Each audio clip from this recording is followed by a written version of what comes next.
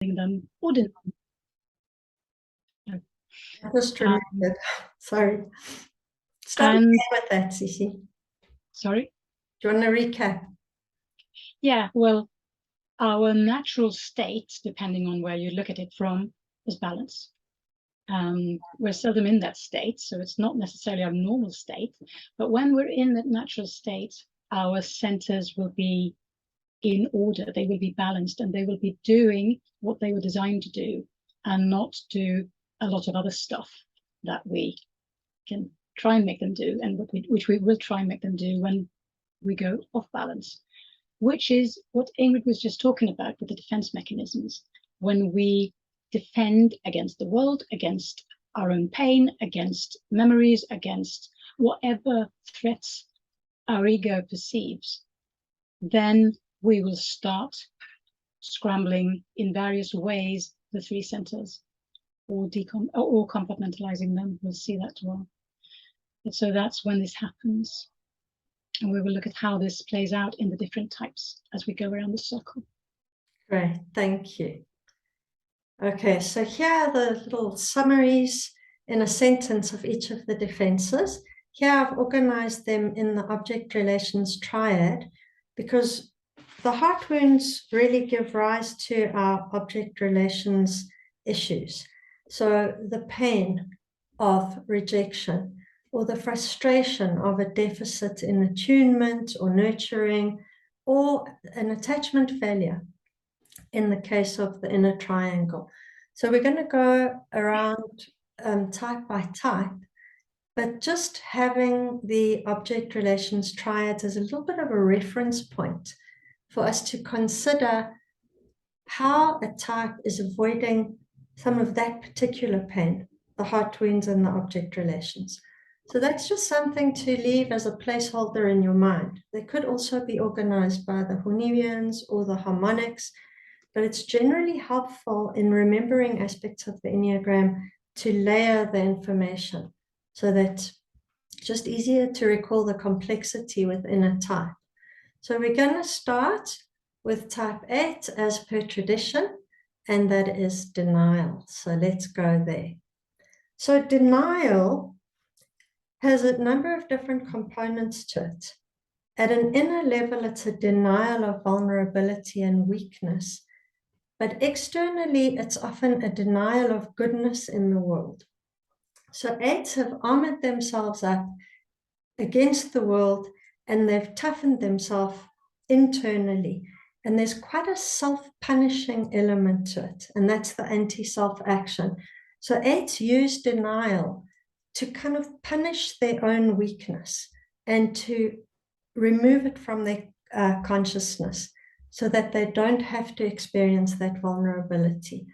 And if they release that denial, then they're going to become much more receptive to the world. And so this whole denial defense is against the pain of the dying heart. So, Cicci, is there anything you want to add here, being an 8? I think you pretty much summed it up. There's lots of things to add, obviously, but yes, I think this is a very good summary for this purpose. Yeah. And then one more thing I want to mention is a denial of culpability. So often an 8 will flat out deny the feedback that they're receiving about the things that are hurting people. So I once worked with the CEO and I'd interviewed all his subordinates, and I said, they're too scared to tell you what's going wrong in their departments. And he said, oh, absolute bullshit. I've got an open door policy. They must grow up. So he would not allow for the fact that, you know, the reality was that people found him intimidating. So there's that denial as well. So let's go from here into how it happens that the scrambling relates to the defense mechanism. Yeah. So the thing is, the capacities that the ego sort of hijacks, as Ingrid said in the beginning, to sort of shield us from this threat or whatever it is.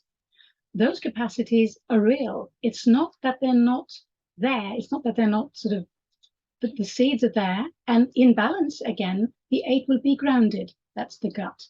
The 8 will be available heart-wise. It will not, I will not shut myself in the room as the CEO and say, well, you can, well, not shut in, but I'm in the room. You can come here if you like, just you dare. And people don't dare because obviously I'm intimidating. But if I'm in the balanced zone, I'm going to be available.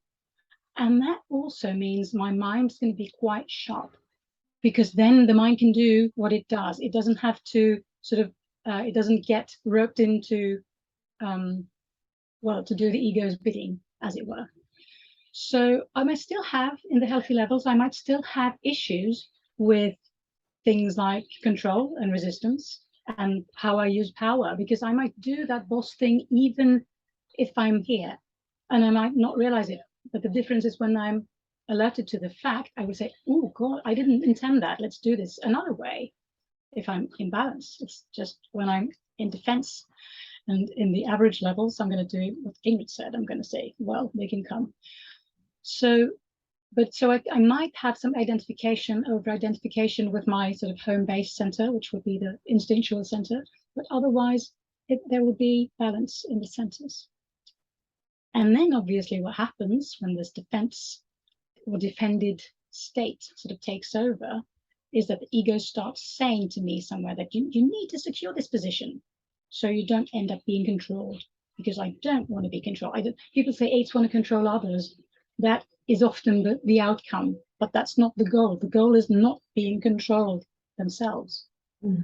So what happens with the centers is that the grounded, nice roots that I had in the gut become a power stance where I sort of like brace myself or shoot off from.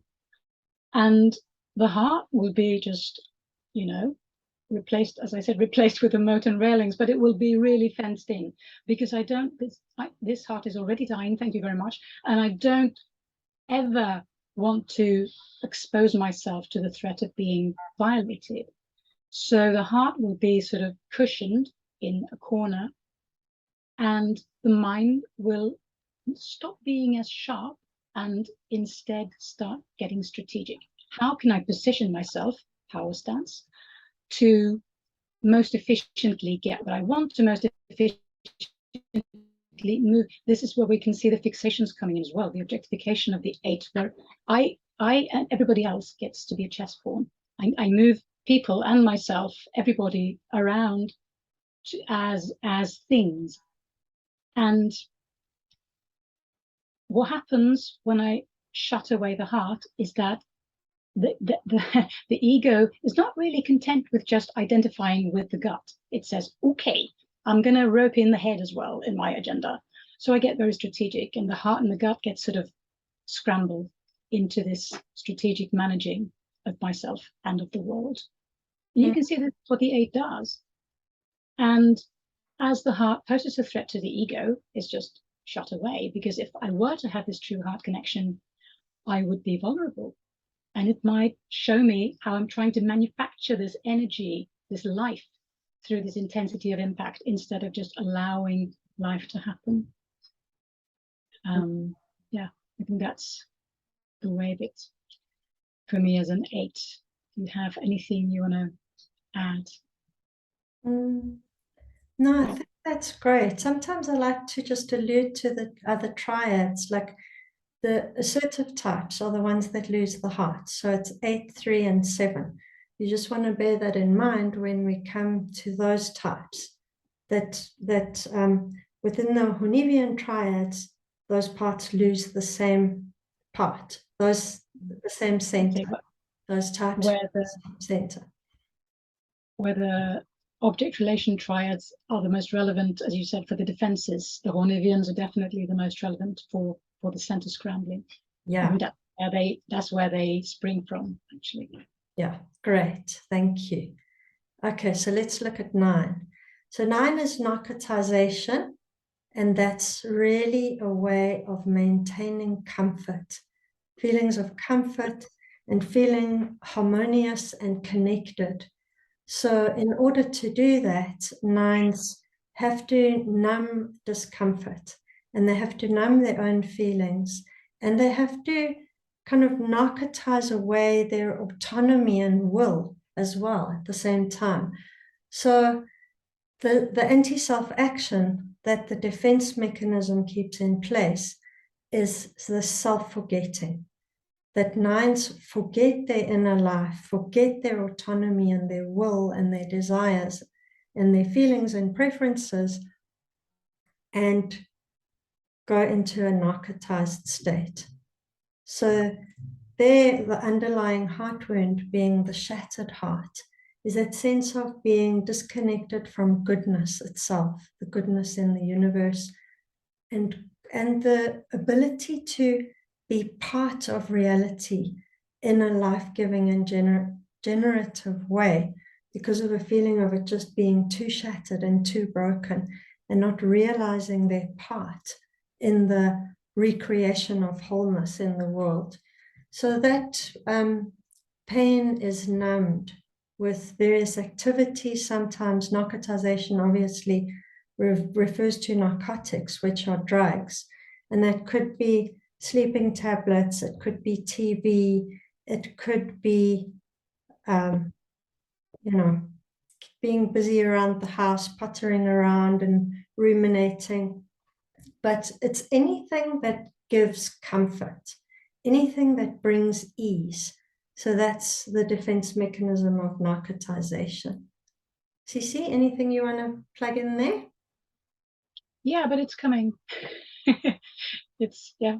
Okay, let's go to the center for now. Yeah, because that's if we again go back to the balanced 9, the connection with the instinctual center. 9s are really grounded people, very grounded people, and if they're not in defense, then they get like this. But if they're not in defense, this ground is amazing because they're also so inclusive.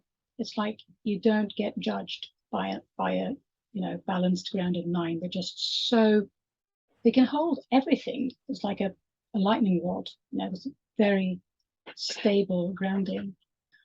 And the head center does what it does. It gets to be very observant and just noticing things.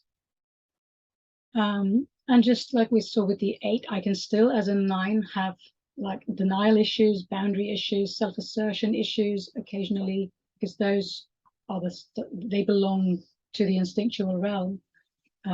So they might be there even in the balanced levels. But what happens when I get defended is that the ego thinks that I must not rock the boat. Whatever happens, I must not make waves. I must not rock the boat. I must not cause upset in any way. So I need to be agreeable. I need to, keep things smooth. And if I believe in that, if I sort of get into the defended stance, if I end up in the average levels of balance, what happens for the 9 is different than the 8. The 8 would scramble with the neighboring center and sort of shut off the third one. But the 9 doesn't really do that. The 9 compartmentalizes their own center, the belly, the gut, the instinctual center, and sort of scrambles the other 2 into what we could call a daydreaming mode. So the heart gets to be dreamy and the mind gets to be ruminating. And it's like when it's not that average 9s, that is like defended 9s in the average levels of balance, it's not that they can't be grounded.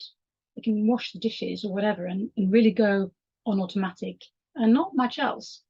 Or they can be in this other, like when in the instinctive mode, as Don and Russ called it, then they've got really no access to feeling or thinking productively. On the other hand, if they go into this daydreaming mode, there is no feet, no roots, nothing, no, they can't stay. It's like they're floating about in this dream space, which can be then a way of numbing themselves. They can do it with drugs or with, sweets or whatever. They could also do it with this nice film, drama, movie, whatever that goes on in my head. because if I did unbox the gut, if I had this connection again to the gut, I might find out what I think. I might find out what I want, because the gut is so much about wanting what we really want. And if I do that, I might end up wanting to contradict other people, and I might cause upset, and I might do all these things that I'm really afraid of doing. So this is why I need to sort of box that in, apart from the other two centers. Lovely. Thank you. Okay, let's go on to type 1. So type 1s, as you will know from the other triads, type 1 is a compliant type.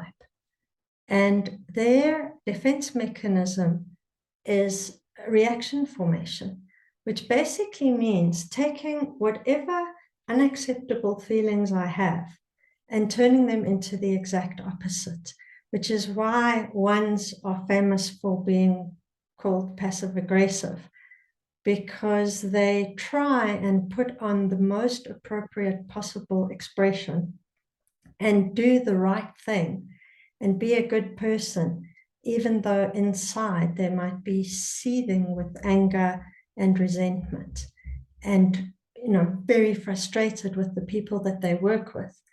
But what they do is they put those feelings aside and choose the feelings that they think match the situation and how they should be. So they're completely externally referenced in terms of what they think and the rules that they want to follow, and they're out of touch with their own inner experience through that. So they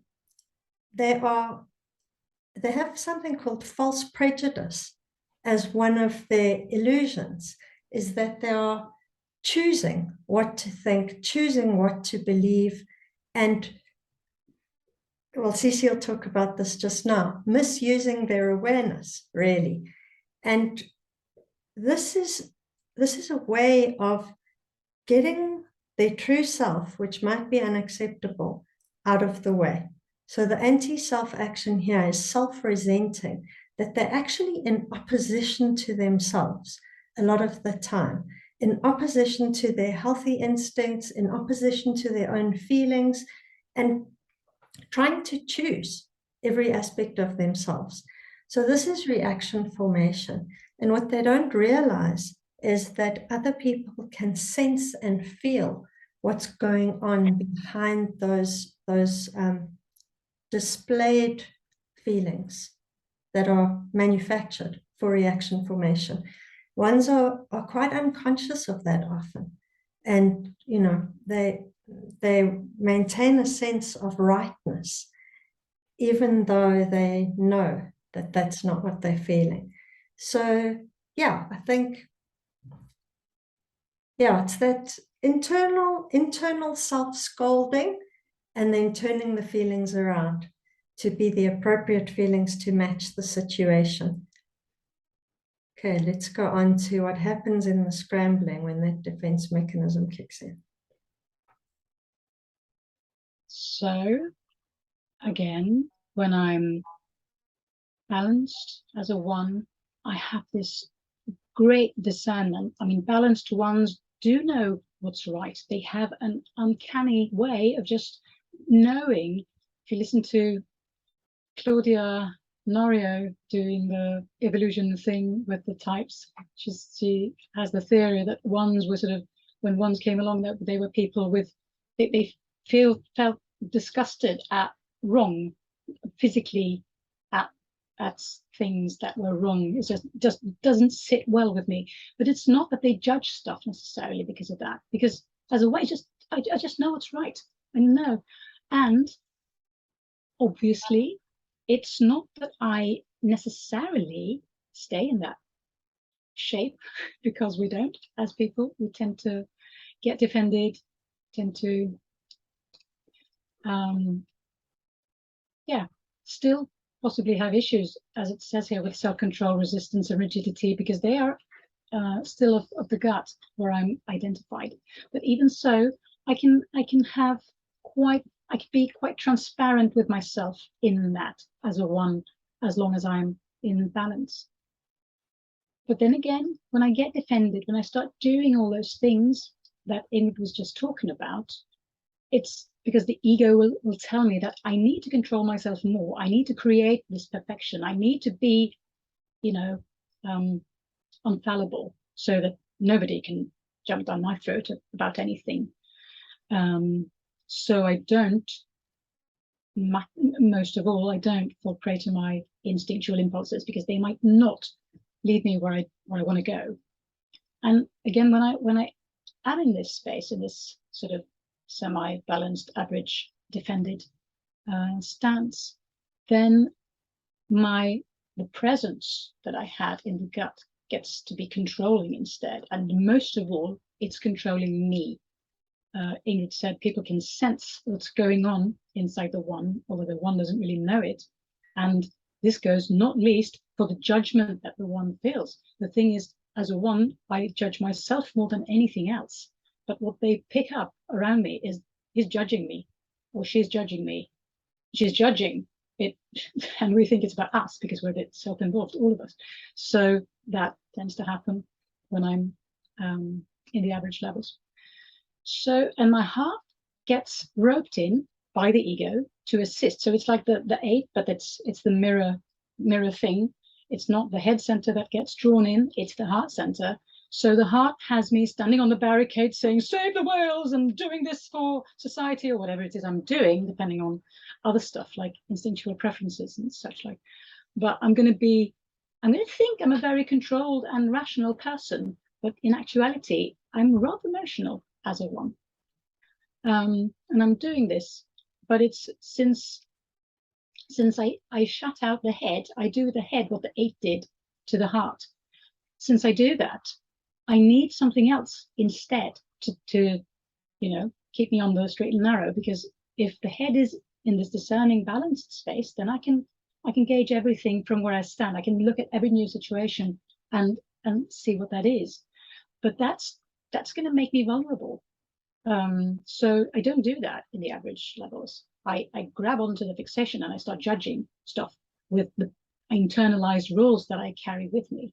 So that's the head gets kind of, instead of being this discerning truth mechanism, it ends up being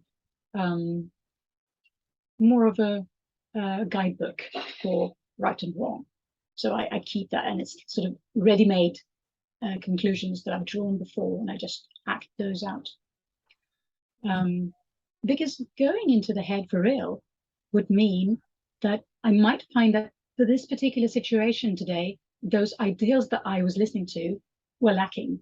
They actually were the worst choice. And I might realize that if I looked again, if I let the head be this discerning entity that it usually, or faculty that it usually would be within me.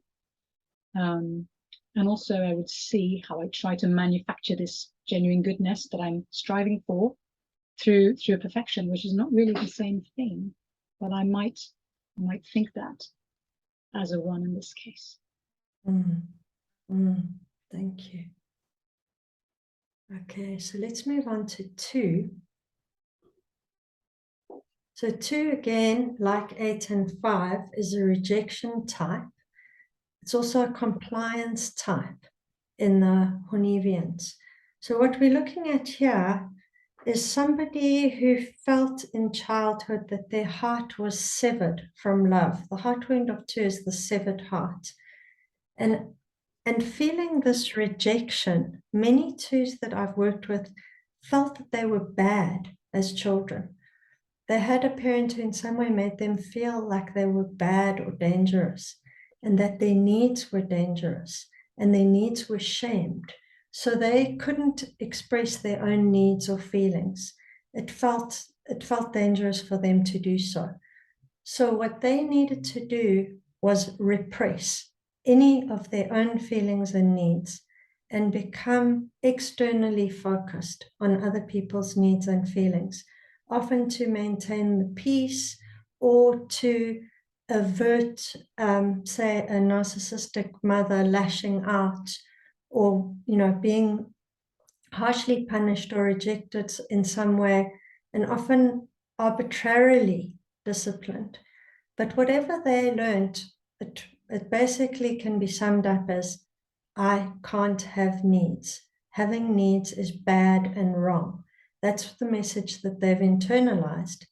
And the only option there is to repress my own needs, to become completely unconscious of them as quickly as possible, and to not even allow them into awareness. So twos get trapped in this thing of having to manufacture all the love in the world, keeping their eyes on other people and anticipating and reading with an uncanny refinement of attunement other people's emotions, and can walk into a party and look around and try and figure out who needs what instantaneously, and trying to elicit the affection that they want. So there's this self-frustration that goes along with that, the frustration of one's own impulses and needs, and a really what's called the false valuation of the affection and care of others. So really trying to elicit that from people in whatever seductive and manipulative way they can. But it all demands a repression of their own feelings and needs. And they struggle to get in touch with them because a shame kicks in immediately, like a protective shame that keeps reminding them, no, don't do that. It's dangerous. It's dangerous. So they get stuck in this repression.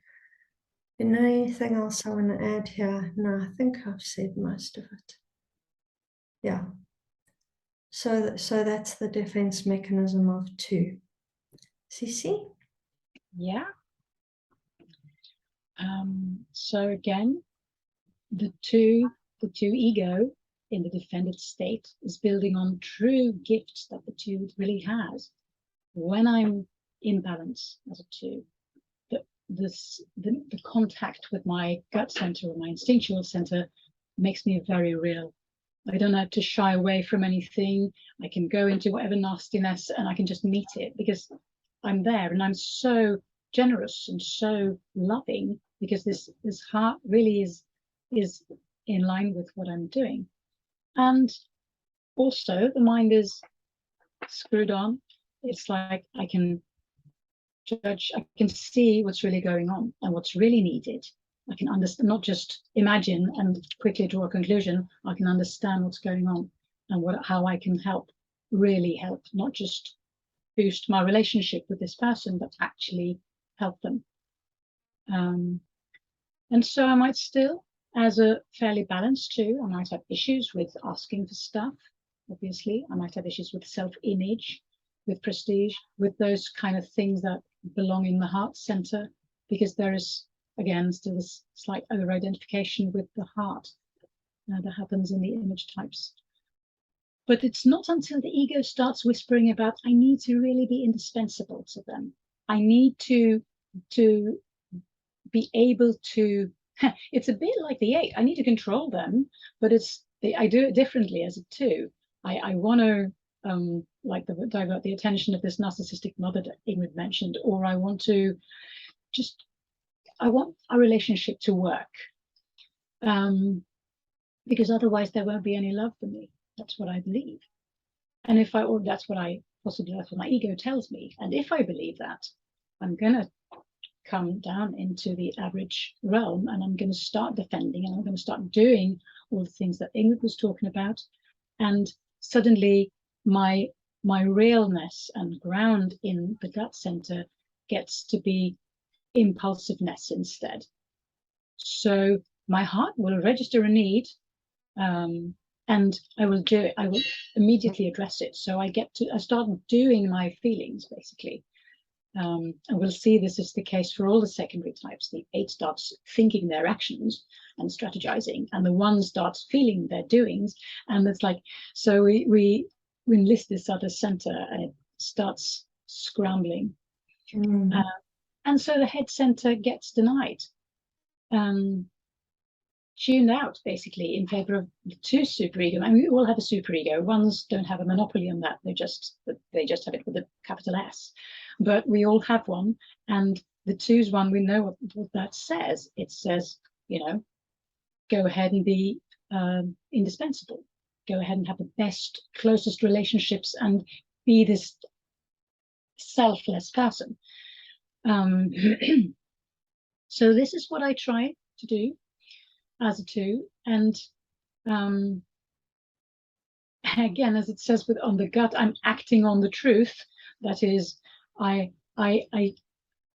see that you need something, which might be a fat projection, but at this point I don't know that. And I will immediately act on that, which might mean that I go to your house when you're not there and clean up your cabinets because you'll be so happy. And you get really, really angry with me because of that. But I see that as a service. Or something else, but that kind of dynamic can happen because the head needs to be a bit shut out of it, because again, it's a threat to the ego's goals. This true head connection would put me back into the equation, me, and see, what am I trying to do here? Have I got needs? Oh shit, I got needs. I can't have needs. And so that must be sort of packed away and again replaced with this superego idea of how I should be. So that's the scrambling and the denial from the two perspective. Actually saw a two client today who was speaking about, you know, a hostile person in one of her social environments. Well, it's actually where she's learning a particular craft. And she said that this person is very aloof and unfriendly. And she's got such a strong impulse to almost fawningly try and win the person over, and has to exercise immense discernment to be able to notice when she's doing that. And my understanding of bringing the head back online for twos is very much about that, the ability to discern and choose, and not be rushing into that fawning behavior or seduction or manipulation.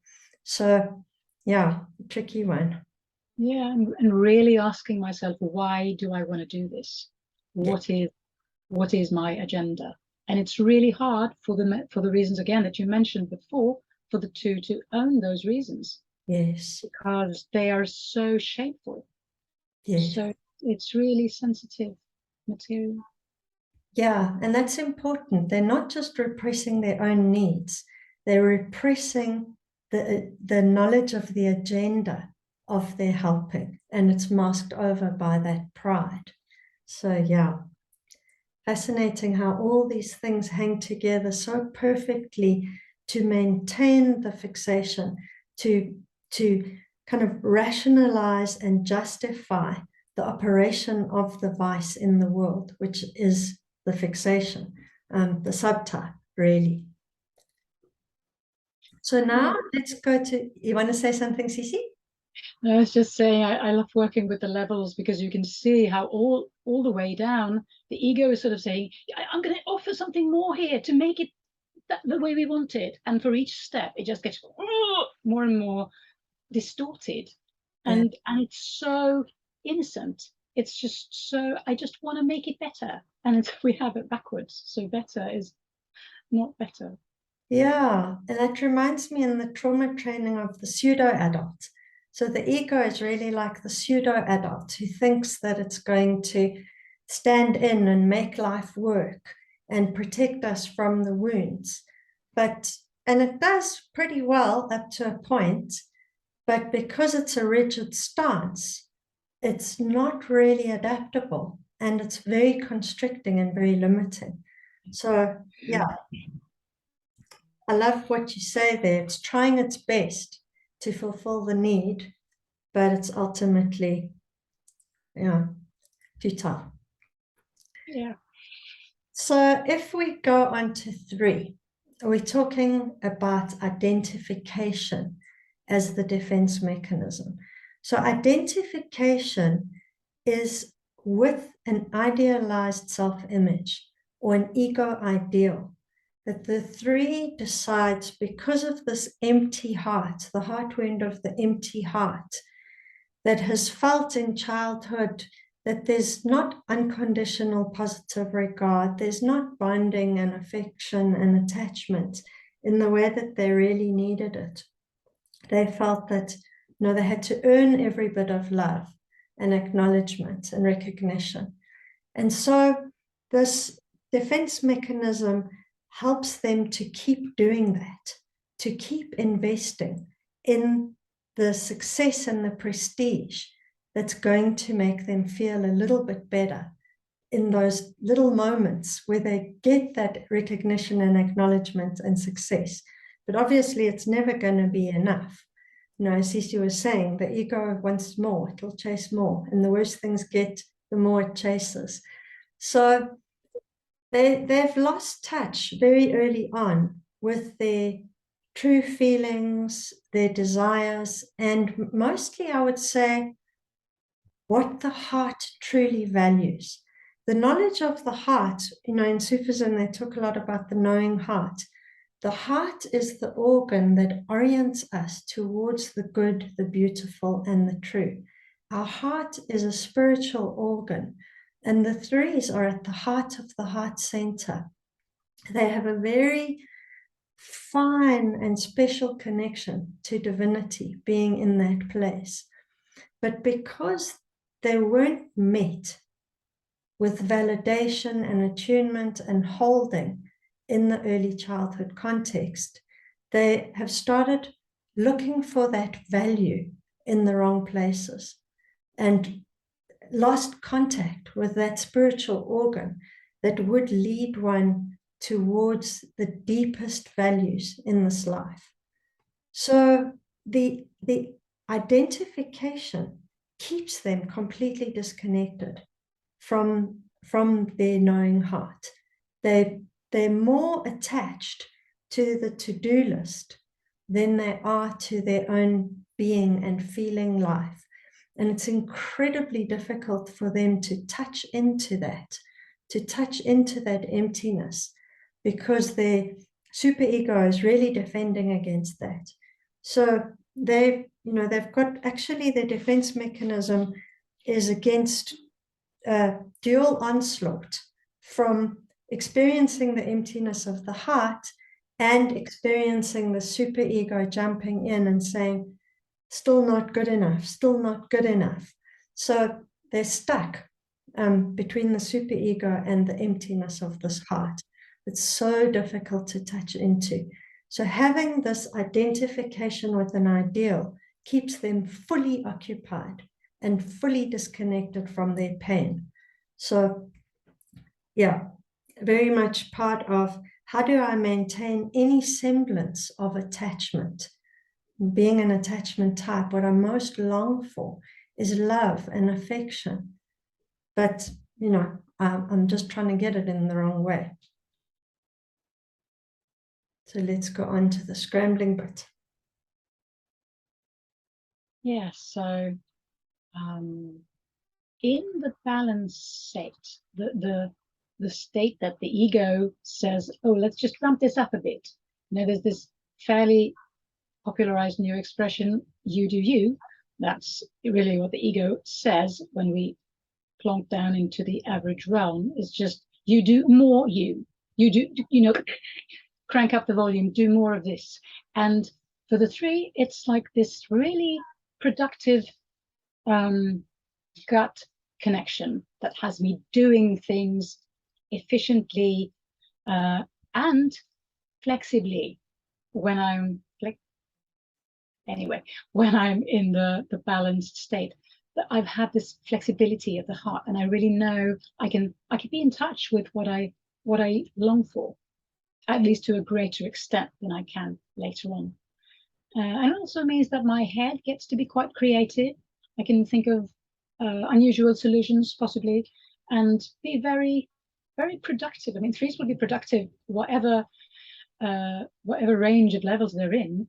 But in the healthier realm, I'll be productive in a way that I can enjoy meanwhile. I might still have some identity issues, self-image issues, prestige, again, things connected to the heart center, but they will be also this more transparent version of them. I can see what the ego does, and I can sort of say, okay, and it's not that bad.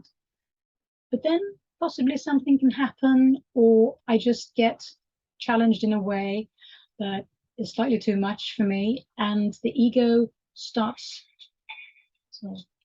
saying to me that you really need to ramp this up. You really need to raise the bar, because okay, you did this now and that was good, but come on, you need to, again, you can't rest here. You need to move forward. You need to do better all the time. So the productiveness gets more target oriented. The heart gets compartmentalized the same way that the gut was compartmentalized for the 9, the 3 sort of boxes in the heart, and says, okay, I'll get to you later, possibly. And the mind gets roped in to stir up very efficient goal focus so that I can most efficiently get to where I want to get, so I can do it and check it off and go on to the next goal. So I'm sort of scrambling the heart, sort of the head and the gut into this productive mode where I can really do stuff and I don't need to pause and feel stuff. And if I want to pause and feel, I talked to 3 once in a retreat, and she was like, yeah, well, then I just rent Titanic and I sit there and I bawl my eyes out for a couple of hours, and it's thank you very much, and I go on to do my thing. But it's like there is this barrier around, in the 3's case, the heart, and in the 9's case, the gut. So I can't really be connected to all of them at once. So I can be connected to the feelings, and that's that. But when I stand there and I just accomplished my goal and I'm in this production mode, I can't enjoy it, because the heart can't be in it. It can't really, it's like there's a glass wall or a brick wall in between. Because as Ingrid was saying, this is to shield my ego. I can't be in touch with my heart, because if I were in touch with my heart, I might rethink my goals and I might no longer want to do these things, and I need to do these things, so I get, so it's a sort of a catch-22 situation for me. So I need to keep manufacturing this worth for myself, this added value for myself, through being the best in whatever ways that looks like for me. And when I do that, I can't really allow myself to be in touch with this source of truth and this source of me on the very sensitive heart level, because then that won't, it'll clash. And at this point, my ego just cannot afford that. So I cut that. Yeah. Can't afford it. That's a phrase we hear from the 3s. They don't want to feel. They're terrified of being overwhelmed by feeling. Yeah, because you might stay that way. Yeah. You don't know if you can get out of it. It's like such a big void of goo. That's what they think is there. Yeah. From having touched into it very seldom, it hasn't been, they haven't gotten to know their own heart. So it feels threatening and alien in a sense. Should I move on? Yeah. Okay. So let's have a look at 4. So 4, being a withdrawn type, the 4 defense mechanism is introjection, according to Naranjo, as he assigned them. I've had lots of debates with John Lyckow about this, and he is absolutely vehemently opposed to the use of introjection for 4, because introjection usually involves, in the official psychology as a discipline, the definition of introjection is internalizing other people's feelings and ideas. And 4s aren't necessarily doing that. So my understanding of introjection doesn't exactly match the psychology textbook definition of that defense mechanism. But what I see in introjection is 4s imposing ideas of the self onto themselves. So they're completely out of touch with the reality of what's arising in them in the present moment, because they're applying so many labels. So a 4 in a therapeutic or a coaching context will self-analyze and talk about, Jacques Lacan and Melanie Klein, and how the object relations are playing out for them, and how this particular wound caused that. So they're very, very busy with self-narration. And it's almost as if the self becomes quite curated. I once used the metaphor with a client of an altar. It was as if she'd built an altar of the ideal self, which was very beautiful and very special. But it wasn't her. It was this manufactured idea of selfhood that's very much happening in the head, and in fantasy. So these fantasy ideas of the special self, and then almost going through the world rejecting things that don't fit into that, rejecting things in the self that don't match the specialness. So force actually, the anti-self action is called self-controlling. And that might be counterintuitive, like, no, force can be wild and free. But it doesn't mean it in that sense. It means the control of the idea of what the self is. So it's the construction of self that fours are busy with. So rather than allowing the self to emerge as the greatest mystery from holy origin, the holy idea of four, experiencing themselves as an emanation of the ground of being, and those, beautiful spiritual qualities, they are crafting a self and trying to be in control of what that thing is. And it's based on ideas of what the best self would look like. So, I want to be like Oscar Wilde or whoever it is. It's not interjecting someone's feelings, it's interjecting ideas of self. So that's my understanding of interjection. And it's not the official definition of that defense mechanism. I see it as internalized constructs that, now I'm a Sufi and I'm kind of going to construct myself with the turban and the accessories, and I'm going to think of myself in that way as I move through the day. And it's a fantasy that's actually disconnected from the present moment. Comfortable there, Cicci? Yeah, I was just thinking that when a long time ago, in the beginnings of my studies of the Enneagram, and the four was kind of sold as this emotional, the tip of the emotional, thing, and so feelings. And then when I started working with people, and it was so interesting to see how much head there was in these stories, how dependent they were on the head to have these, to keep having the correct feelings, as it were. And we'll get to that right now, but that was just interesting to me because they were, again, made to sound so emotional as people, which they are in a way, but also it's a very mental thing, this introduction that we're talking about. Yeah, I call it mentation. They're busy with mentation. Yeah, and you also said something about this realness that they can't really afford being connected to, and that's what's there when they're connected to their gut center, when they have feet, as I like to talk about it, when the roots are there, they can sort of be in the world. They don't have to live in this fantasy. They can be in the world and see what's there, and sort of be themselves there, which also means the heart can do its bit. It doesn't have to do this image. It can just be appreciative. And I think fours that are in balance are really, really appreciative of, like, the beauty in almost, not the beauty in everything, because that's another kind of, but I mean, they can find beauty in everything potentially. I mean, it's just another kind. It's not aesthetics, and it's just something deeper.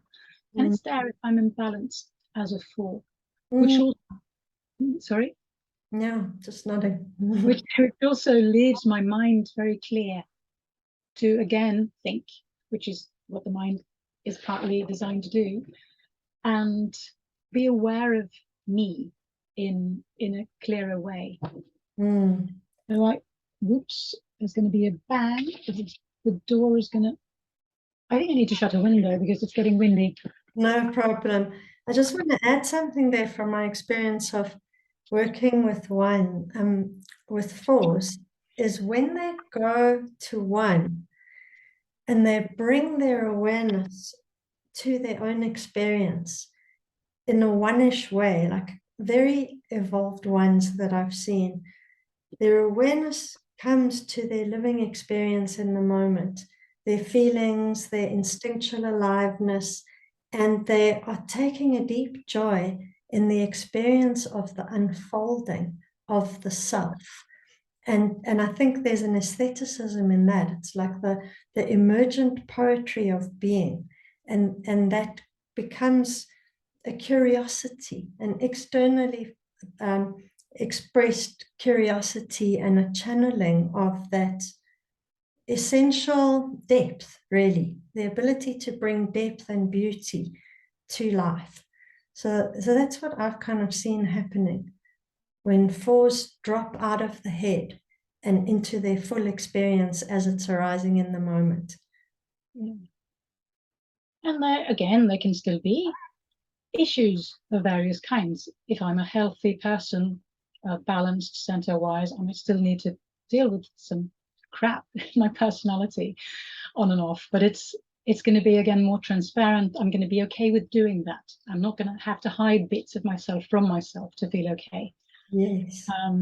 But if that happens, that, you know, the ego sort of gears up and I need to get more defended and do me more, or the ego's version of me, I might believe as a four that I really need to honor this essential me, this authenticity and depth that I have, because otherwise I'm just going to become pedestrian and insignificant and ordinary, which, I don't want to do that.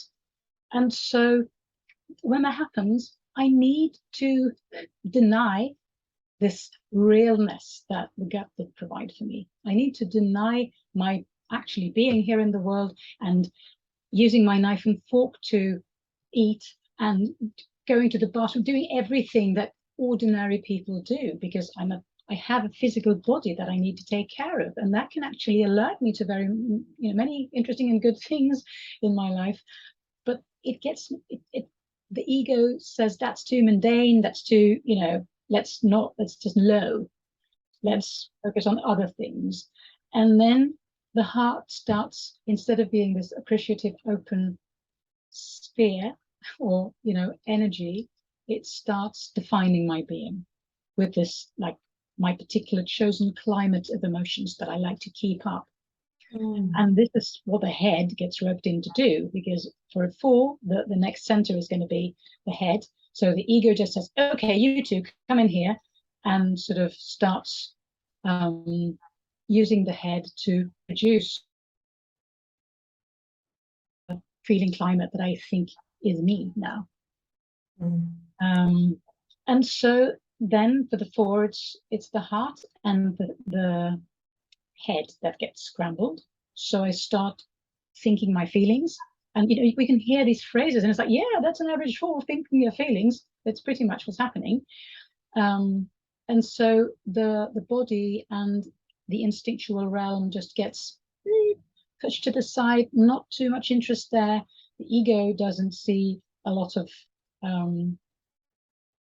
it's not property that it wants to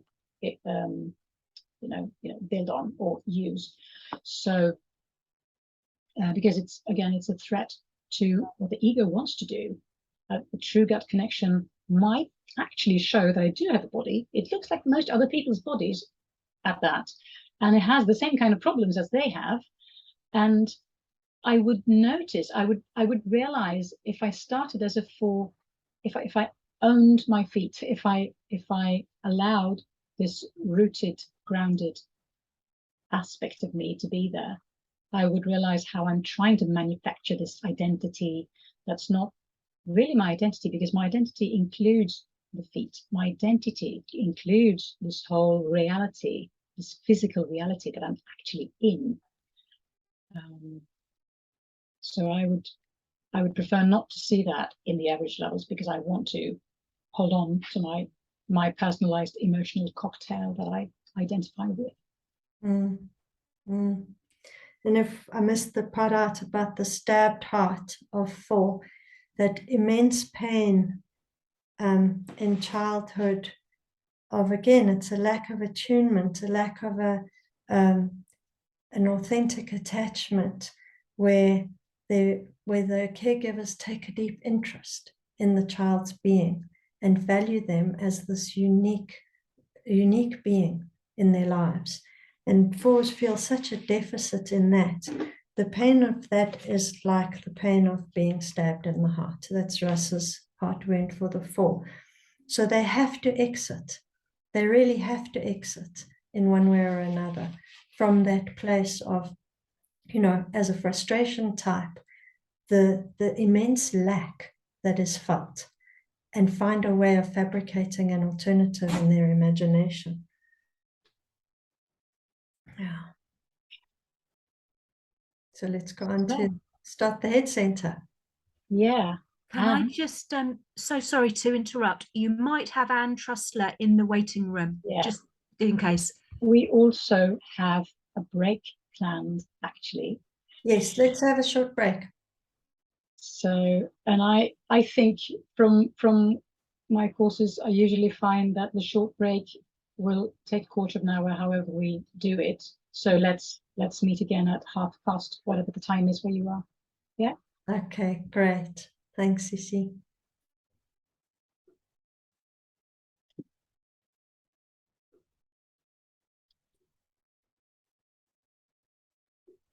Okay. So the childhood story of Enneagram 5 is about it not being safe to need caregivers and not really being safe to love the caregivers, according to Naranjo in Character and Neurosis. And it's a genuine fear of need and closeness. So 5s isolate. And that doesn't just mean the literal form of isolation that we've experienced with 5s, anyone who knows a 5, that they kind of disconnect, they make themselves hard to access, there's a lack of reciprocity in relating. And this wound of the desert heart that they have, this desiccated or dried out heart, that feels this, they're incredibly sensitive people, but they've kind of deadened their hearts or dried their hearts out because of not being able to get their needs met early. And, the lost childhood message for 5s is, that your needs matter. So kind of self-hiding, hiding their true self from themselves. And isolation is also then a hiding of one's own feelings from oneself. So that's where 5s get the reputation for compartmentalizing, is they don't just compartmentalize parts of their life. So friends will never meet each other, colleagues will never meet friends, etc. And you can be a secret in a 5's life for 20 years. But they are compartmentalizing their feelings out of their conscious awareness a lot of the time. So that's what isolation is about, really staying in the head and maintaining it through this self-hiding. So let's go to the scrambling.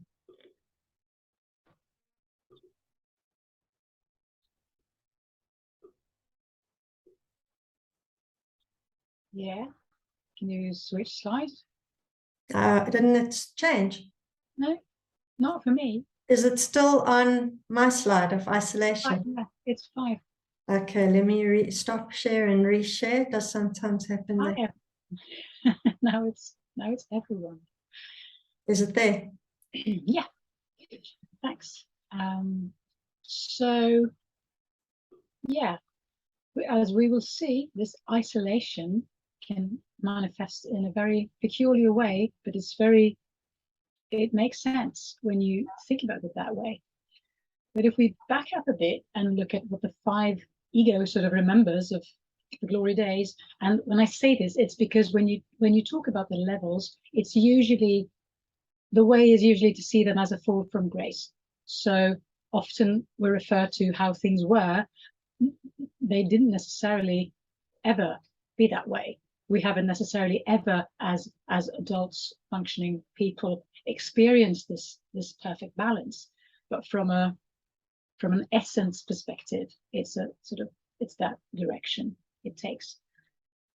So in this balance anyway, the 5 is very grounded, and they're present actually in their body, which also sort of, it also makes them present for everyone. It's just not the connection in the heart, which is there as well, but it's also this very physical presence, because 5s, just like 9s and sometimes also 4s, manage to be not present while they're actually physically there, because they're not really connected to this instinctual center. But anyway, when the balance is there, there is this grounding, and there is a heart connection, and there is this true wisdom of the head, because 5s are head people, and it really shows in a very good way when the head can do its thing, because the other 2 centers do their thing. It's all online and functioning as intended. And again, we can still have issues in this balanced state. I can still be a bit arrogant as a 5. I can still avoid stuff that I don't really want to face. I can get stuck in a bit of preparation mode because I want to just tweak this a little bit more before I go public with it. Those things can happen, but I don't start, the ego doesn't stake any claims on any other center until the crap hits the fan, until I need to get defended, or the ego believes that I need to get defended, and it'll tell me that I first need to figure out how everything works. I have to understand everything, get everything into place, and then I can participate. But before that, I will isolate. That is, I will just not feel my feet. I will look at the salsa class until I get how the moves are done, and then I'll possibly get to engage. But by the time I'm ready, they go on a break because they've done the dancing for an hour. And so I miss out. I avoid my gut center. I avoid the roots, the feet, the body connection. Sometimes physically, it's like, what was this for? You know, it's just a necessary appendage to the head. But otherwise, I don't know. Some 5s are like that. Not all of them, but they will be, in one sense or another, rejecting or shutting off their gut center in the average levels. And the heart that Ingrid was just saying, I'm afraid of this. It just feels dry. It feels like there's nothing there for me to get. The connections weren't there. They didn't take care of me the way I needed to be cared for. So, but the heart is good for other stuff. I can, just like before, I can fantasize. I can use the heart for juicy material for maintaining my inner worlds. So I get this substitute for reality in my head. So as a 5 in the average range, I tend to scramble my head with my heart, and I start to feel my thoughts, and I can keep myself entertained for quite some time in there because there's worlds in there, and it's very rewarding, as long as I don't have to handle practicalities and the world and people and possibly my physical needs. Or maybe I do that as little as possible, just because I prefer this nice ordered headspace that I'm comfortable in. So gut gets, again, as I said, it gets tuned out as an irrelevant, or at least, you know, I do the bare necessities to keep it alive, but I'm not that interested in it. While the head and the heart scramble to create and uphold this understanding of how everything is and could be, and possibly maybe, and you know.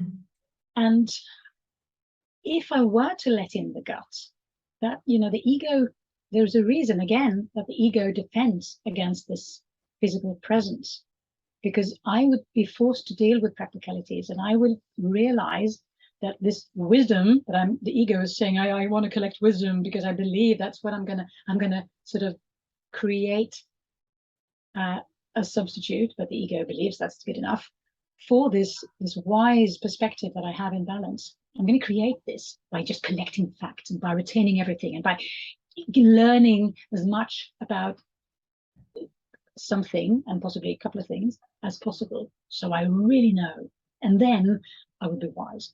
And we all know it doesn't quite work that way, but I don't really see that if I'm in the clause of the ego in the 5 average range. Lovely. Yeah, I almost think of the scrambling of the head and the heart in 5 as the way in which 5s fall in love with their constructions in their mind. Like when they get into the Enneagram, they'll fall in love with the symbol and the mathematics and the geometry of it and all the details of Gurdjieff's, system. And that's where the emotional energy that they have gets directed towards their special interests. And again, this tendency is there already in balance, but then it's not necessarily a problem. We get ruts. We get people who really collect facts and they're passionate about it and they can teach people about it and it's perfect. But then it's voluntary. It's something we do. It's like me using my faculties. It's not them using me or the ego. Yeah, appropriating them. So it's interesting how health and unhealth, or at least fixation, can look very differently, but it's the same base material in both. It just changes how it comes out drastically. Absolutely. Yeah. So should we move on to 6? Yeah. So 6 as an attachment type, trying to find safety in attachment and having attachment failure in early childhood, a lack of a feeling of safety and connection. And there's a fear in 6 of delinquency. So if you think about 1 as fear of corruption and 2 as fearing unloved, and 6, then the fear of being delinquent, excluded from goodness in some way, and fearing recrimination. So it's got a lot of similarities to 1 in some way. And that's where, Cicci will talk about the losing of the head center is, again, it's a kind of external referencing of how should I be, and a loss of connection and a loss of trust in inner wisdom and authority. And what happens there is the defense mechanism that makes that keep on happening is projection. So Tom always speaks about how 6s give away their power. They project their power outwards onto a big scary figure and then proceed to scare themselves with what they've projected. They also, projection, officially is about projecting our unacknowledged or unacceptable feelings onto others as well, and fantasizing about people maybe being out to get us or not liking us or whatever it is. So there is some projection of undesirable feelings onto others, but mostly it's a giving up of power. And all of the head center types are giving their power away in one way or another. So maintained through self-inhibiting. So that's where 6s will not be acting on their inner knowing and their inner authority. They'll not notice that most of the time. Their minds will go into wheel spin and to consulting the inner committee in their minds and scenario analysis. So they are actually inhibiting the true self, taking action in a self-determining way from a place of groundedness and inner authority, that there's that loss of trust in the self. Primarily, it's not just a loss of trust in life and the world. There's a loss of a ground of trust within the self as a foundation for action. And that is something that really keeps sixes from taking up their full place in the world and kind of living at scale, full of their own being. So yeah, the reeling in of the projections is the challenge. So let's move on there. Do you want to mention something about the heart? Yes, the heart wound, the terror-stricken heart, or the terror-seized heart, that angst that 6 lives with. There's a kind of hypervigilance because of the early childhood context of not knowing what to anticipate, possibly a very volatile authority figure, or sometimes very, very strict discipline.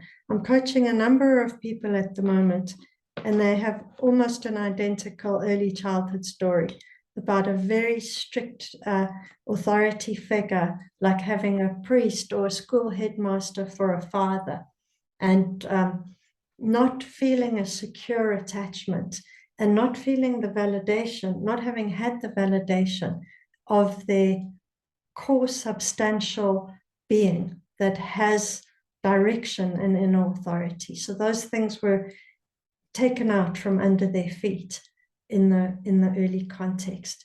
So that lack of self-trust means that I have to project my power externally and then try and find safety in an attachment relationship to something or somebody trustworthy. So it could be an allegiance to a certain ideology or dogma, or to a strong person, and I'm then under their wing. But basically what I've done is projected all of my power and knowing externally. Yes. And yeah, we'll see how it's interesting, as Ingrid said, that so in some respects 6s and 1s can be quite alike sometimes. And they both sort of shut the head out of the equation, but in different ways. But if we again back up a bit and look at the 6 in balance, I have this sensing self. When I'm in touch with my gut, with my instinctual center, I sense myself.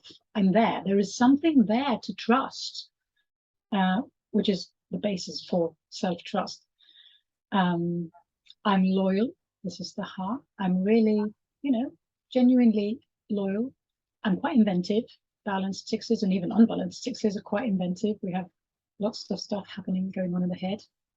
And I might still be identified with this head a little bit more than possibly I should. The ego's still in there a little bit. So there can be issues with insecurity and trust and indecision sometimes. But again, as long as the gut and the heart are online and doing more or less what they were designed to do, there's usually other faculties to reel that insecurity in, so to speak.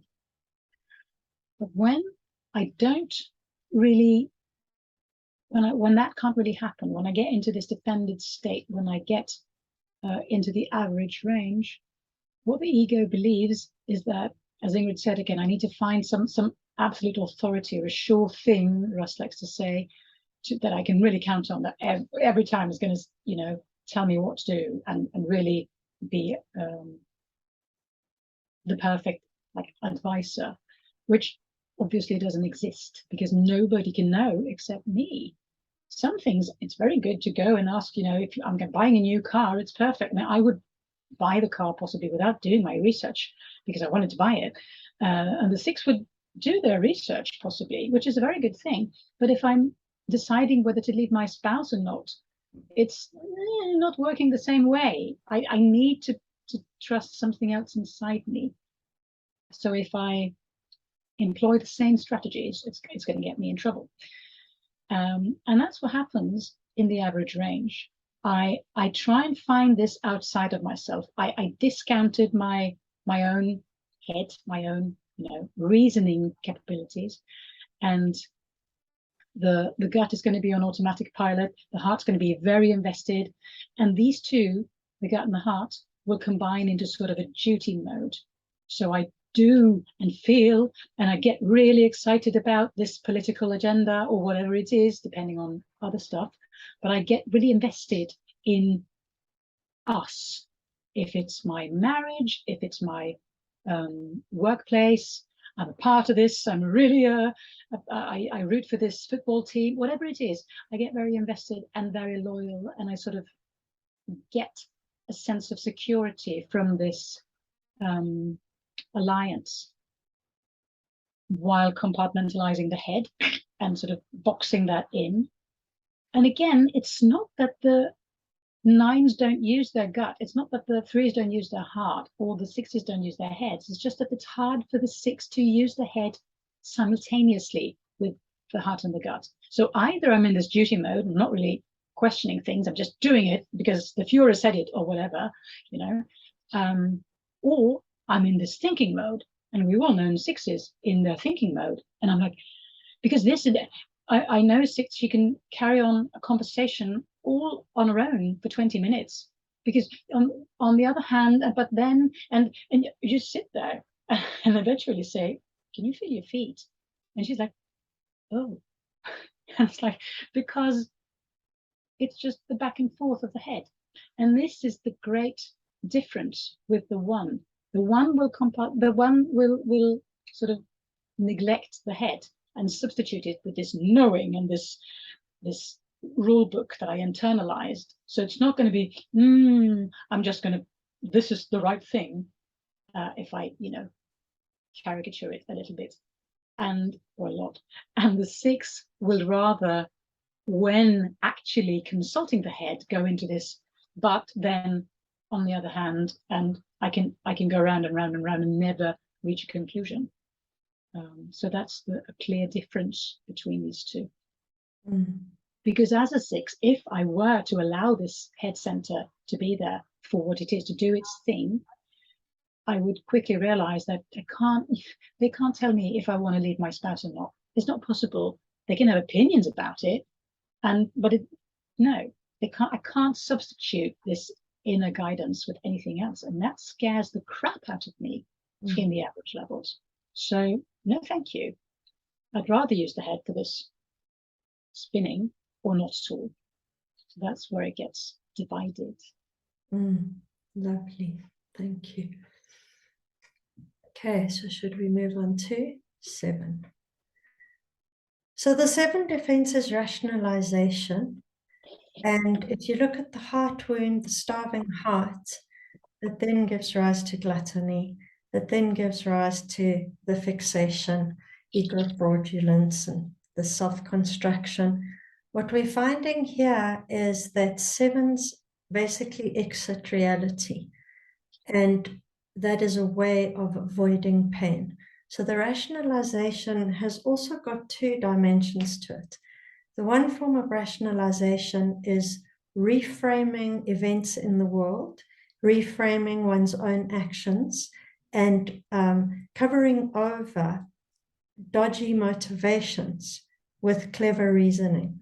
The other one is rationalizing away feelings completely. So not actually being in contact with feelings at all, just staying in the head, staying in ideas of life, in future fantasies, in ego ideals about a future self that they might be in the process of pursuing. So there's a real, I just call it an overall exiting of reality into illusion. And that's where 7s live, to avoid the pain of being a mortal human being. So this rationalization serves that exit and maintains it. So should we go on? I wanted to also mention the self-symbolization as the anti-self action. So the action against the true self and the way of avoiding experiencing the true self, which includes the possibility of experiencing pain, is to self-symbolize. So to translate oneself into an idea. So, you know, maybe even getting lost in the Enneagram and analyzing oneself through that lens, rather than actually being here on planet Earth. Okay, let's hear about the scrambling. Yeah. So the 7 has this really sweet energy. I mean, we all have really sweet energy when we're in balance. And with the 7, it's this energetic energy. It's a very open and available heart. And it's this absolutely mercurial mind. The mind can go to so many places so quickly and jump several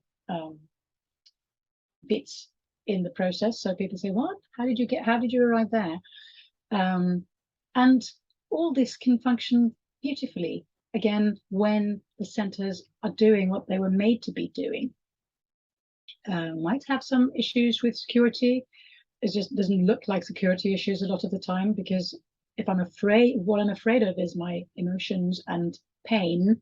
Security might look like bungee jumping, and to somebody else that might not look secure at all. So we'll have to remember what the type is afraid of to see what security might be. But more than anything, it'd be what Ingrid said, being mentally occupied with images of the future, of me, of plans or whatever. It's just that I need to be going somewhere mentally most of the time. And that's also what the ego will tell me when things get nasty, and it's like, you need to keep moving, don't stop, because if you stop, you might never get going again. So keep moving. Don't you set your ass down, because if you do that, you never know. It's like when you were doing this as a child and they said, don't do it, you can stay that way. And as a 7, it's like, if I go into this grief or this pain, I might never find my way out. So I prefer to keep moving. Thank you very much. And so I do the opposite of what the 8 did. I come from this head center, and the ego ropes in the gut center, the doing bit. So I start doing my thinking, which is called being impulsive.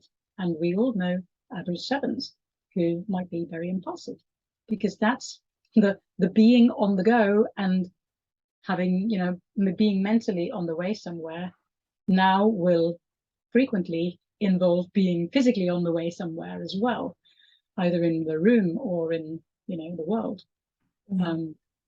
While rushing past the heart, because just like in the 8, and to a lesser extent, to another sort of extent in the 3, the heart is like, no, thank you very much. That's not, no, thank you. Let's just leave that, and we'll do this instead. And tomorrow we'll do this, and next week, and wow, next year we're going to have this great. And so the head just keeps anticipating what comes next. So I don't risk ever stopping and waiting for the next step, because that's dangerous.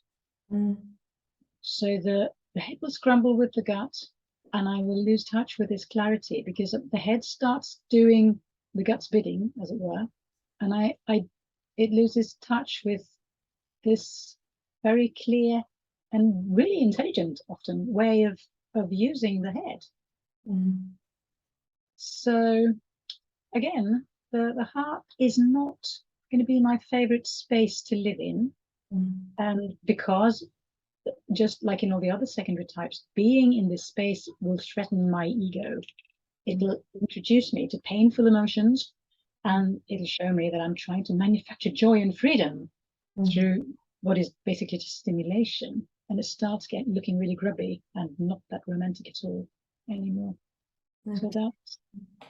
And I think that idea you said about doing one's thinking, and it's reckless and impulsive, is because then 7s are living experimentally, because they don't know what the true desire of the heart is, because the heart has been stacked away somewhere, that it's only through problem behaviors and their consequences that 7s kind of feel that they can discover their way around, is by trying. Like trial and error. Yeah, it's very much living by trial and error, because the heart isn't there to provide the guidance of what is truly good for me in this time, in this moment, in the here and now. So yeah, I like that. It's the way you expressed it is very helpful. So we've gone on a quick tour through the types. I'm so impressed, by the way. I'm so impressed. It's 1 minute now. It's 8 o'clock. Yeah, I know. It's great. That's stunning. Yeah, we raced. So let's, any questions or comments? We also want to just give you an idea of some of our upcoming courses. So just some questions, reflections, anything that really landed for you maybe? I'll stop sharing for a minute.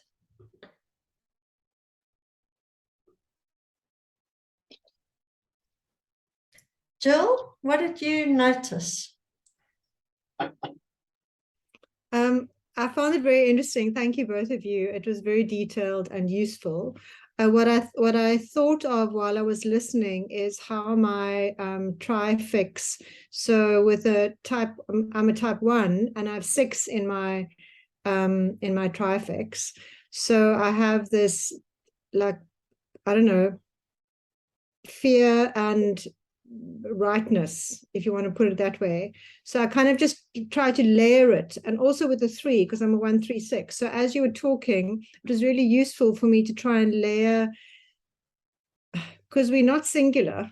we are many things. I think Walt Whitman said we are multitudes.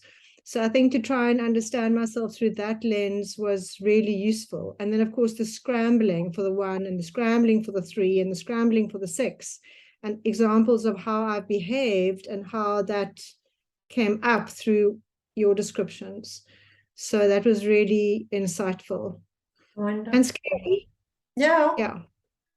And I love what you're saying, the trifix. If we'd had more time, I would have loved to have gone into that, because we definitely use all of the trifix defenses quite extensively, and we also use the defenses of the lines. So what I've seen in my coaching work is that people use the defense mechanism of the line of disintegration quite extensively, and when triggered, that's like mobilized quite quickly. And the wings. I found that I noticed in my 9, I think, Cicci, you were saying in one of your slides, I think your words were trying to manufacture peace by disappearing for the 9. I thought, oh my God, that's me. Like I've done that. I do that sometimes. So I noticed that too. So it's very complex, actually, because I found myself showing up in the 5 as well. So I noticed with each of your descriptions how, how we are all the types. So that was one of my takeaways. Thank you. That's great. And psychoanalysts do speak about how we use multiple defenses. So to some extent, it's a little bit arbitrary, Naranjo taking this defense and matching it exclusively. Cicci, you wanted to say something? Yeah, I want to add, I mean, we can do tri-typing, and we can have wings, and we can see the arrows and everything, and we can do basically all of this. I mean, obviously, I can do even occasionally use a defense that's really not a type that I that count rates highly on my score sheet. So we're not clones, obviously, of one thing. But what I again find useful about this is it's not just it's going to look like this because this is what the 8 does and this is what the 3 does and whatever, but it looks like this a lot of the time, and this helps me understand what this type is, it's not like the 3 needs to do this all the time, but we can see how this kind of pattern fits into what a 3 is, and then that erases my understanding of what a type is even, and what 3s are, and I start seeing what type really is, and what all this other stuff that is just fluff and social inherited stuff from my parents and my country and whatever. So I use a lot of it, but I can see how the essential bits of me are very clear still. Thank you. Anyone else want to comment about what landed for you, or light bulb moments of horror? Can I say something? What landed for me is, and what was nicely reflected from both of you, is the complexity and the incredible intelligence innately that we hold.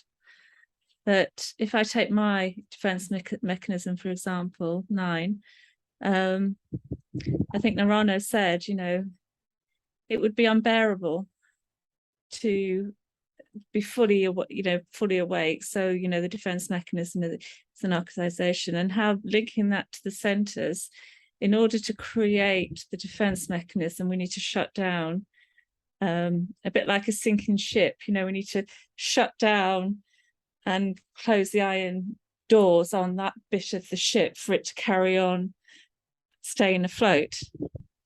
So the only, you know, the way that we get out of balance is by, as I say, you know, our innate intelligence somehow thinking, you know, if you're going to be really efficient, you can't stop feeling emotional and feeling the feelings. So we need to shut that sort of into a watertight compartment to keep you afloat, to keep you going.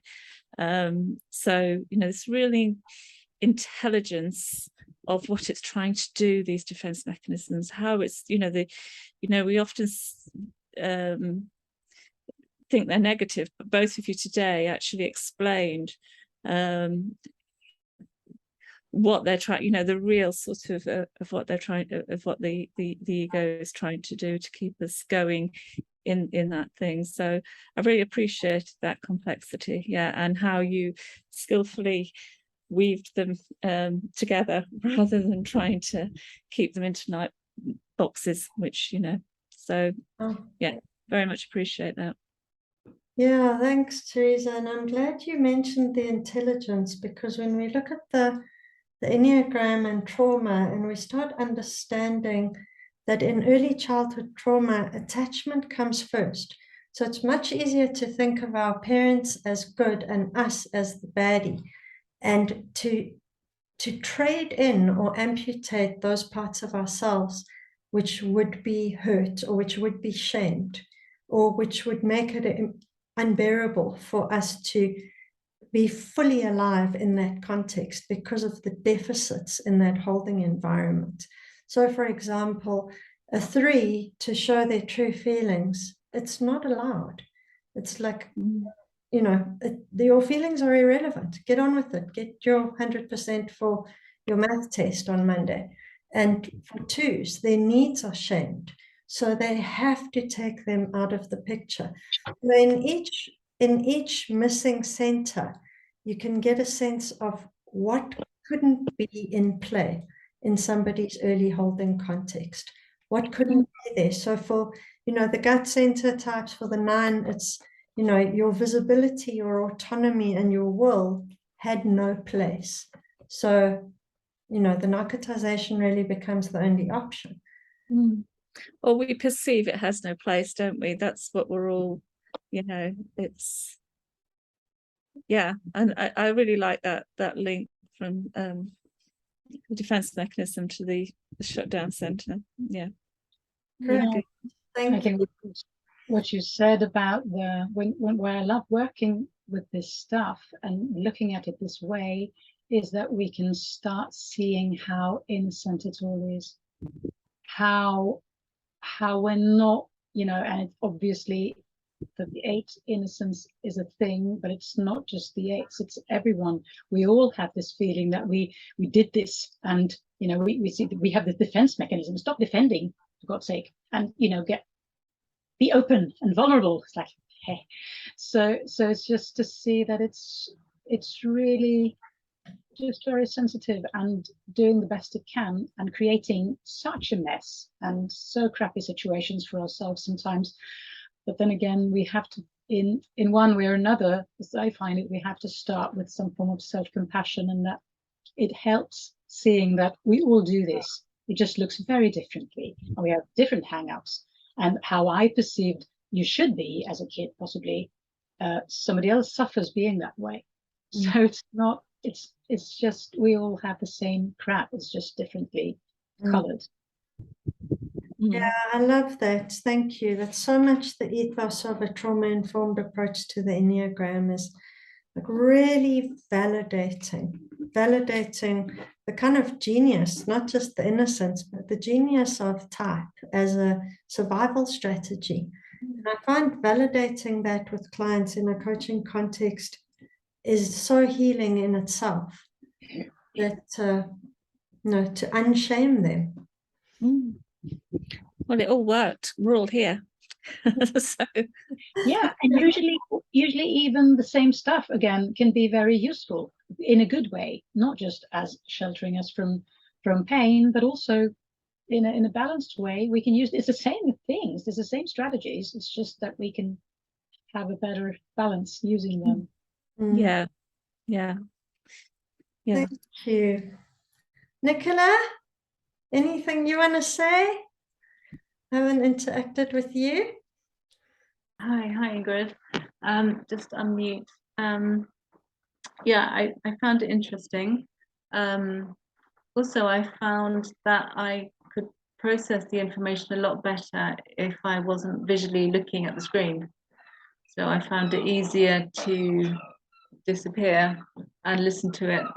And I found I was processing it a lot better that way. I liked the for description and the introduction, because I'd also been thinking about that as well. And as a 9, I see myself doing that a lot. And I know that there is an argument that introduction is for the type 9. So yeah, I appreciated your explanation there. Cool, thanks. So can we move on? Anyone want to say anything else? Any other reflections? Sam, anything that landed for you? Just always really like hearing about the heart wounds, because they just pull me out of a thinky space about it all, and just recognizing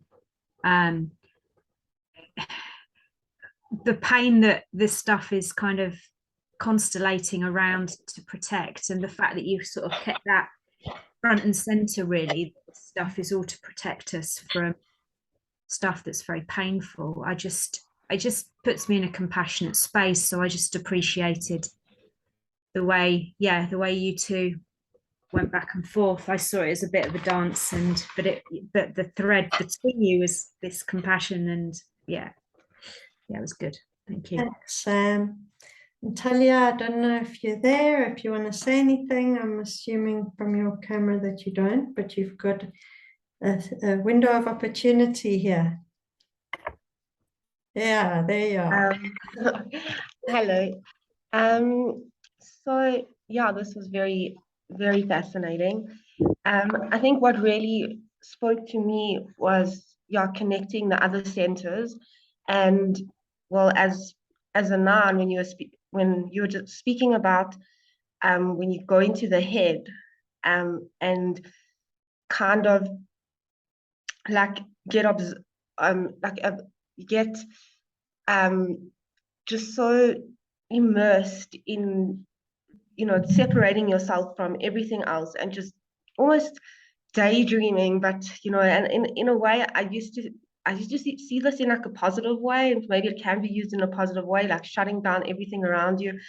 But yeah, I think my question is, what I've been wondering is, how do you know sometimes you think something is helping you, but it's actually not? It's actually there to kind of disconnect yourself from your heart or your gut.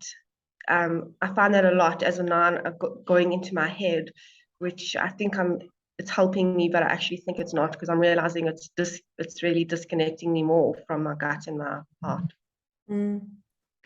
Yeah, thanks for that. Yeah, that's why they say, Russ has renamed the fixation of 9 to rumination. That 9s get very busy in the comforting place of their own head. So yeah, thank you. Okay, can we show you some of our courses? We have to do our little plug for what's coming up. So Cicci? Yeah, the first one, chronologically, that's coming up is my 5-module course on the instincts. It starts on August 30th, and it's 5 modules one each week on Tuesdays. And we look at the instinctual drives, not in the types, not subtypes, just the instinctual drives as in for themselves, what they actually are, what they're not. And we go into the zones of each drive so that we, for some people, it's not easy to discern a sort of stack. And that might be because we're not good in all of self-press. We're good in a little, a bit of self-press, but then there's another bit that we're not very good in, etc. And it looks like that for a lot of people. And so we get a sort of not 3-parted stack, but a 9-parted stack with the zones. And that shows us a lot more. And we look at how we can possibly work with this and include the instinctual awareness, so to speak, or the awareness of the instinctual in our inner work.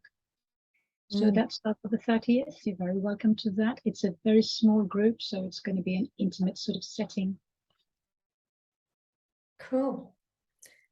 We are going to share these slides, so you don't need to take screenshots. Okay.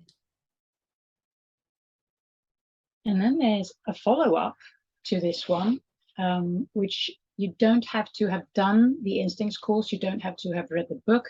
It will be better if you have some knowledge of the zones and the instincts. So we have the instinctual center in place, so to speak. But this course is 7 modules. It's about the centers, all of them, not just the gut, but also the heart and the head, and how to go deeper in the work with working through the centers. And again, not type specifically, but we will obviously look at type aspects because you will have types, the ones being there. But it'll be, again, working experientially with yourself around the centers. That starts on October 11th. So if you want to do both the instincts and the centers, there's a package deal for that too. But otherwise, this one is in October. Cool. Now go to the next one. Yeah. And the last one is actually the second one in chronological order, because that starts on September 4th. And it's about using the levels of development for inner growth and for inner work. And it's, again, not type specific. So we're going to look at the levels so that we can get to know, not because for many people, the levels ends up being something that you read about and you memorize the different, how does this look for this type and how does that, and it's just a lot of words to memorize. And so we're going to look at them from another kind of perspective. We're going to feel into each, not each, but most of them, and see how can I sort of cater or particularize my inner work efforts in relation to what level my issues are springing from right now. Because if they're springing from level 5 or 6, trying to emulate my virtue won't do me very much good, because I won't relate to that kind of, just be a concept. So we're going to look at how we can work differently with ourselves and understand. Again, it's going to be a lot about self-compassion. All these courses are quite self-exploratory, and all of them are taking place in quite small groups. This is the longest one. It's 10 modules each Sunday from September 4th. And it'll include the booklet. So if you already have it, you can have it deducted from the fee. But it'll really go through how we can have this not just as an intellectual piece of knowledge that we try to see where we fit in, but something we can actually use and learn something from practically. Wonderful. I've got a coaching client that needs this. Oh, I'll refer her. Okay, happy? Can I go on to some of mine? Yeah. Cool. So the course that's coming up soonest in my set of course offerings is this one. It's really for people who want to expand their coaching practice into doing team effectiveness work, or people who are already doing team effectiveness work in organizations or working with groups in any context, to work with the full type, which is for me the tri-type and the full instinctual sequence, and the harmonics. So to be able to run really good sessions with a group that help them to solve problems, appreciate diversity, build inclusivity and trust. This is one of the key areas where things break down in corporate teams, and problem solving is around the harmonics. So really to build an appreciation of the different harmonic styles and how to integrate them and leverage them in a team. So this one has got some analytical tools for you to be able to generate your own graphs for slides for the clients. There's a lot of client-ready material that I've developed and used with my clients over the years. So you get a pack with easy to use things with clients on the tri-types and the instincts, so that you can get them to a level of depth quite quickly. I think it's my mission to use the Enneagram in much deeper ways in organizations, and not to these whistle-stop tours of the quirks of types. So that's really what this is about. My groups are also generally quite small. I think the biggest group I've run is about 25 people, and that was a bit unwieldy. I like to keep them small so that we don't have too many breakout rooms. We're able to share in the open setting. There'll be some case studies here from teams that I've worked with, and some of the things that come out, with a sexual dominant executive team. What does that really mean? And how will they not be able to get through to the self-praised dominant middle managers? So I'm bringing some of the case studies that I've encountered in organizations. So it's 3 weeks, lots of materials. The next one here is this certificate in Enneagram coaching. So this is a 9-month program that leads you to being a trauma-informed coach, trauma-informed Enneagram coach. So it's really about a paradigm shift from seeing the ego as something we need to fix, or our personality as something we need to fix, to a deeply unshaming coaching approach that is validating of the client's life force, and is really working towards helping them to reconnect with their life force, with their capacity for connection, with their self-agency. So this course is very strongly informed by my trauma training on NAM, the neuroaffective relational model. And you'll be able to walk out of here ready to coach clients in quite a deep way. But it is very non-diagnostic, non-panel beating approach to the ego. It's really about creating a space with a client in which their ego can relax, because of the space and the questions and the revelation to them of these psychological patterns in a way that is very easing and comforting. So this is an overview of the learning journey. 9 modules, lots of things going on, some case studies, dyads in between where you get together with a buddy and practice some of the tools that I give you in this program. And then obviously there's some personal practice, and there's some coaching supervision sessions in here as well. And a very big library of AV materials and Enneagram resources. And then the last one I want to share with you, the Enneagram and trauma. I'm running this again starting in October.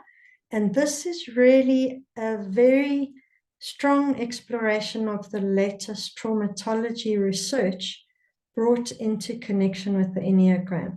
So this is not a certificate program to equip you as a coach. What it is to deeply understand the Enneagram in a trauma-informed way. So it's understanding things like shame and attachment, and what we were speaking about a little bit earlier. It's also about how trauma is in the body in the here and now, and it's not about what Bessel van der Kolk calls an archaeological dig, which is going into narratives about the past that can be cathartic or re-triggering. What it's really about is understanding all of this latest research about the neurophysiology of trauma, the window of tolerance, polyvagal theory, and a number of different modalities that can be brought into our inner work with the Enneagram, and if you're a coach, the work with clients, so that you're working in a trauma-informed way. So that's what this one is about. It's really, I would say, mostly about complex post-traumatic stress, so early childhood developmental adverse childhood experiences, and how those impact identity, because trauma wounds a person's identity, and the Enneagram is all about our identity. So that's what this one is about. If you also, here in the slide pack, we've put in a bunch of other resources, or the content organized a little bit differently. But if you're interested in any of these programs, you know where to find us. So we've even got 5 minutes left. Let's have a mini checkout.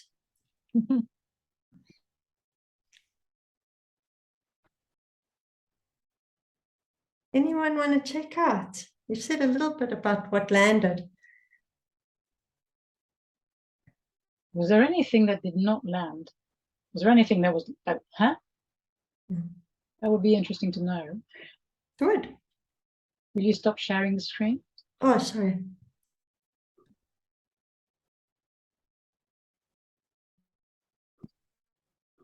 Any areas of murkiness? Obviously, sometimes they're so murky we can't even phrase the question, but sometimes it's just like, how was I didn't really. And if there's anything like that, we have now 4 minutes left to cover those. So please. Yeah, you're welcome. Chip in. Anyone who wants to say anything, reflections. Actually, I could say something. I find that when it's the type talking about themselves, I find that the most illuminating, because you're also able to see energetically the type in play. So when I first trained in the narrative tradition, and seeing the types and being on a panel, it just seems to be one of the best ways to really understand it, because you're seeing it on so many different levels.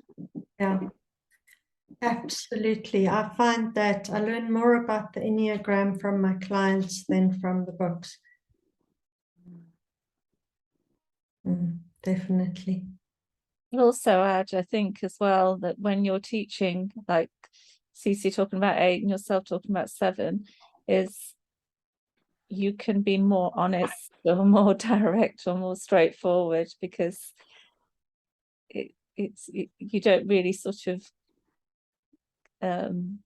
cage it as much, because it's your type. So you're at the level where you're not hiding things anymore. And so I think that's what's really interesting when the teacher is talking about their type.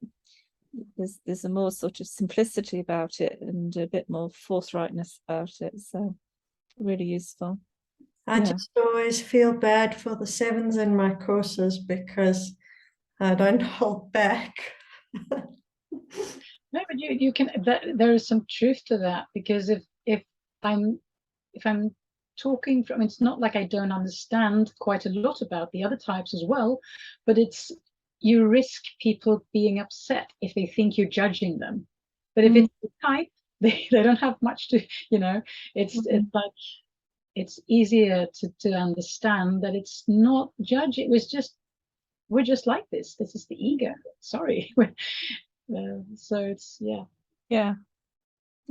And I suppose if you're a 7 and an 8, then it's also, there is something already in that which makes the calling a spade and stuff like that. Yeah. And Tom talks about how we teach our type, and we teach the Enneagram according to our type, and we coach from our type, and it's really inescapable that we do our type in everything, even when we're teaching.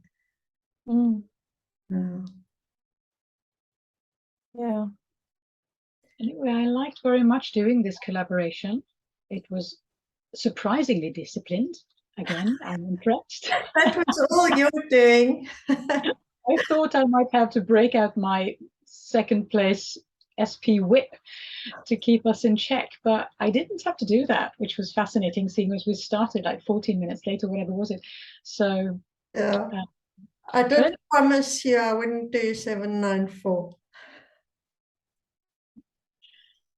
My husband said to me, what time's it finishing? And I went, oh, I'm not sure because it's Ingrid's. Yeah, and we were saying that I before. can only say that because it's exactly, that's exactly what I do too. So I can say it. It's like it's in a way, if you're both in on it, it's easier to be disciplined when there's two of you, because you're gonna make it crappy for the other one if you don't stay on your schedule.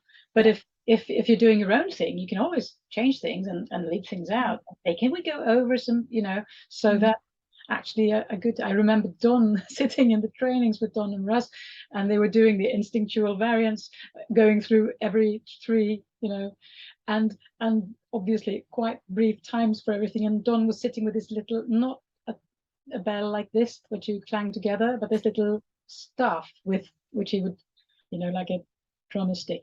So he was like, bing, that kept Russ in straight check, because you've got to stop Russ. Yeah, so we had to, that was funny. Yeah, yeah, I just had a visceral response to that. Yeah, bing, stop talking. Yeah, they even did the ones did that when they imitated the Don and Russ, and then some of us for their presentation on the last day, and they had that with this, ding. And they had Russ scratching his crotch, so everything was, the way they are. Lord. Thank you so much for joining us. Really. Oh, thank you. You've been so generous, both of you, with the preparation and the content. It's been really, really good. Thank you. Mm. Nice to see you. I'm glad you could join us, Talia. Welcome to the gang. And we'll thank you. I say we, but Ingrid will get all the addresses and she will send the slideshow to you, and it's massive, so in some format you'll get it.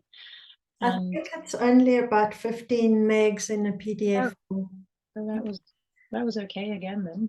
Yeah, I have a feeling that it's sort of mushroomed and then drank again, maybe. It's about 36 megs in PowerPoint. I like the fact it's the 3 9s. We've got the stamina here. We're here. Yeah. You can't dare to sign off before we say okay. Yeah. So thank you for sticking it out until the bitter end. Hopefully we'll see you in, I suppose all of you know about Ingrid's group. Maybe you don't know about mine, Facebook. It's called Enneagramma, and it's not Enneagramma. It's with an A. So Enneagramma for Ennea Growth. And so please join if you're so inclined. Cool. Oh, and on the 27th of January, next week, Saturday, we've got our community gathering. We have August. Oh, sorry. What did I say? January. Really? Oh, I can understand that from the winter point of view, but I thought you would have. No, on the 27th of August, next Saturday afternoon, we have our community of practice gathering. I'll be doing this one, and it's on dealing with client resistance as a coach. The defense mechanisms come into that again, but there's some trauma content there. And I will resist and deny because I'm doing something else that day. So unfortunately, I won't be there. We'll see you another time. And also on that day, there's the introduction to Russ and Sandra Maitre's upcoming course. There's that open intro. So maybe see you there as well. Yeah. Yeah. Okay. So go on. Thank you. Thank you. Thank you. Bye to everyone. Bye. Bye. Bye. Do you want to stay on, or do you want to?